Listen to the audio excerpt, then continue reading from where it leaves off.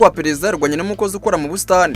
Umuhungu wa Robert Mugabe yatawe muri yombi akekwaho kugerageza kwica umukozi wo mu busitani. Polisi yo muri Afurika y'Epfo yataye muri yombi Beremini Chatunga Mugabe, umuhungu muto wa Robert Mugabe wahoze ari perezida wa Zimbabwe, akekwaho icyaha cyo kugerageza kwica. Ibi ngibi byabereye mu gace ka Hyde Park mu mujyi wa Johannesburg, aho bivuga yuko uyu mukozi wakoraga mu busitani yarashwe maze agakomereka cyane bikabije. Nk'uko byatangajwe na polisi, Beremini akekwaho kurasa uwo mukozi nyuma y'amakimbirane bagiranye uko ari babiri bombi. Uwarashwe yahise ajyanwa kwa muganga aho ari kwitabwaho n'abaganga. Polisi kandi yemeje ko hari undi mugabo watawe muri yombi bikekwa yuko yaba yarafashe cyangwa se yagize uruhare muri icyo gikorwa.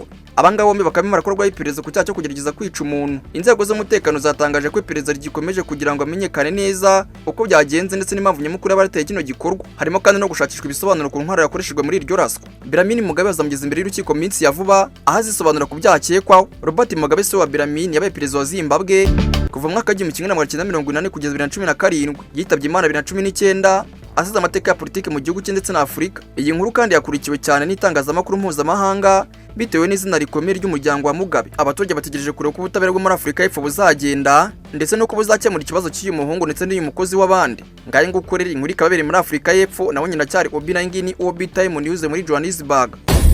Obi Time News.